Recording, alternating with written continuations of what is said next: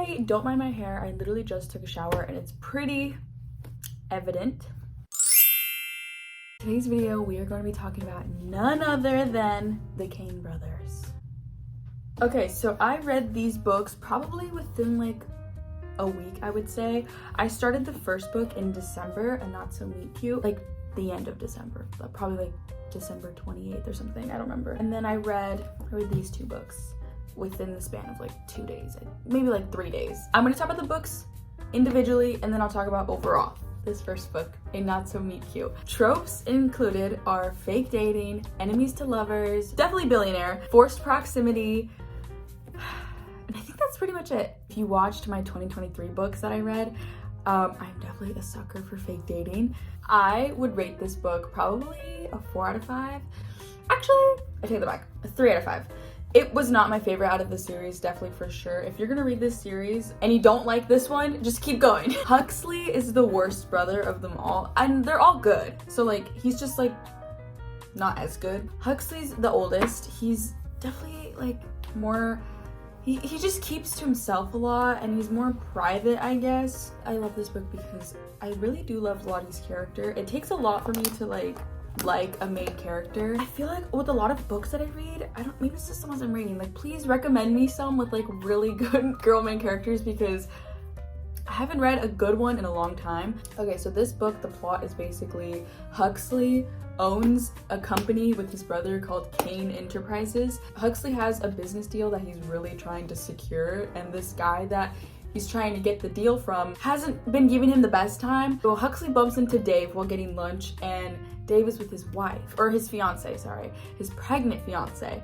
And Huxley is trying every way to like show this guy that he is worthy of his time basically. So Huxley lies to Dave and says that he also has a fiance who is pregnant. And that's where Lottie comes in. Lottie has just lost her job and she is still living with her parents, and she's very desperate to find a new job and find a place to live. So she actually just walks through a neighborhood. She's very desperate, okay? And she's just, her last resort is looking for a rich husband. She is walking through a neighborhood, the neighborhood that Huxley lives in, and they bump into each other. And it's weird because like she ends up finding her rich husband, and I wish it was that easy to just find someone who's just rich and like wants you know? So Lottie agrees to be Huxley's fake fiance, and they go on these dates, and the whole book is just them going on dates and trying to like really show that she's pregnant and she is his fiance, and they're madly in love. I'm not gonna spoil the rest, but it's really good. I like it, but I don't really care for it as much as the others. Huxley and Lottie, like both of their characters, nothing is like too interesting about them. This book is the shortest one out of all of them, so it was a very easy read. It has like 400 pages. That was my rating on this book. It's okay. It's not the best, not the worst. It's, I'd give it a 3 out of 5. The second book, So Not Meant to Be. Oh my god, I really love this book. It's probably a 4 out of 5. It takes a lot for me to give a book a 5 out of 5. I feel like the only reason why I hate this book, I don't hate it, but like if I were to hate it, it would be because of Kelsey, the main character, who is also Lottie's younger sister. Kelsey is probably one of the worst main characters I've ever read about. She's just so annoying. She's so obsessed with finding love, and like it has to go a certain way, and she just really wants her true love, a soulmate, like the one. She's looking for the one, but like I just think like she's overdoing it. Like, yeah, you love, but like, okay, we can call, like, there's more to life than love, I think. And she also has her own business and she's very career oriented, but I don't know, I feel like they just loosen up a little more. That's what I really don't like about her character. She's just a little uptight, and like I feel like there's more to life, you know? Like it's not that serious. I think with a lot of these books, it's not that serious. This is about JP, who is Huxley's younger brother. He is the middle child. So there's 3 brothers. He's the middle child. I really love JP. JP probably might be one of my favorite guy main characters.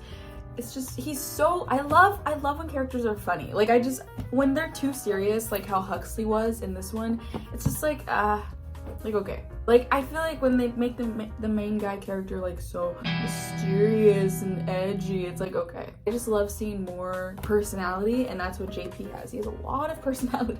I think the one thing that I really don't care for about this book is how many like sexual jokes there are. I don't mind like smut and stuff, but like I really do enjoy books that don't focus too much on that, and this book is a little bit smuttier, which I don't really care for. I think it has to do a lot with JP. He's really like a flirty, cocky guy. This book is about Kelsey and JP have to go to San Francisco for 2 weeks. They're reconstructing a building and they need Kelsey's help because she has a business that's about like organizing and like she just like repurposes. So they're going to San Francisco. JP has to go because he's technically Kelsey's boss. He looks over her business and makes sure everything's okay. So he has to go, even though they have completely established like Kelsey has no feelings for him, and JP thinks like women and men should not work together because it's just gonna end in like a relationship. So they're completely like basically enemies. Like they don't really care for each other, even though deep down they both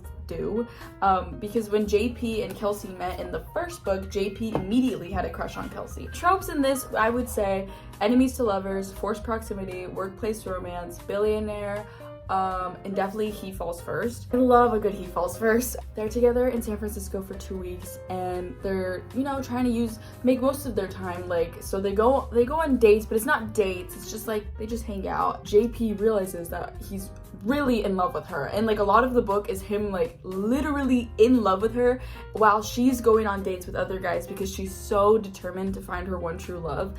And it kills JP because he loves her and he has to see her go on dates with other men when he wishes it was him. But Kelsey doesn't realize that. Kelsey thinks he's still just like, she thinks, because JP had that title of being like an F-boy, a player, and that he doesn't want to commit. So that's what Kelsey has in her mind, and she's like, she thinks like, he doesn't want to commit, but I want to commit, so I'm not even going to try and pursue anything with him because I don't want to just have a one-night stand with him. But JP has realized that he would change. He would change for her. There's other parts in this book that's really funny, I think this whole series is just a good rom-com. I would give this book a 4 out of 5. A long time coming. This is the last book of the series. This is about the youngest brother, Breaker, and his best friend, Leah. I think I would probably rate it, I don't really like doing points, like a 0.5, but I'd probably do a 3.5.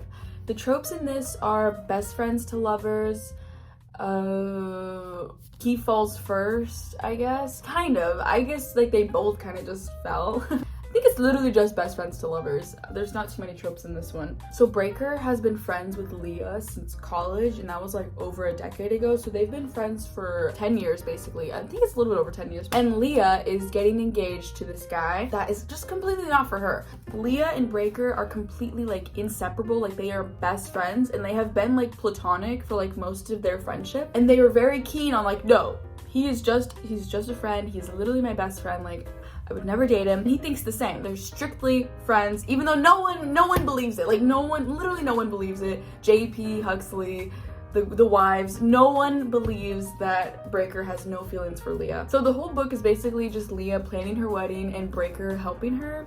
He is the man of honor, and it's really cute. I really love Breaker's character because he's so nerdy. I feel like these other two guys are very like manly. Definitely Huxley. Huxley's more just like, man, you know, but Breaker's more, he's a nerd. Like he loves like Lord of the Rings, Star Wars. Like when Leah and Breaker met in college, it was because of a Scrabble club that they were both in. So basically Leah is getting married to Brian, and she's kind of like, for a lot of the book, she is convincing herself that like, this is what I want to do. Like I do want to marry him and I do love him, even though it's so prevalent that she really doesn't. When they finally get together, it's like, this took so long. I'm not too keen on like a good best friends to lovers. I watched a lot of TikToks where people were saying how if you think JP's the best brother, like then just wait till you read Breaker's story. Like Breaker's the best. And I agree, but I also really love JP. So it's really hard for me, like once I attach myself to a character, it's really hard for me to like detach. I love this story the most, but I still think JP is probably my favorite character. I really love this story though. It's so cute and so lighthearted. It's just a really fun read. I would probably read these more. These are giving me more like summer vibes. I would definitely read these in the summer. If you're looking for a very light, chill read, I would recommend these books. And they're all funny. If you love a good rom-com, I'm recommending. These are all really good. I think overall, as a series, I'd probably give it a 3 out of 5. Let me know what your thoughts are on this series. If you don't like it, let me know. If you do love it, let me know. Let me know your thoughts. If you disagree with things I said, please. I love discussing. This is just me diving into the Kane brother world. I love them so much. That's all. Thank you for watching. I hope you have a good rest of your day, rest of your night, whenever you're watching this. Bye!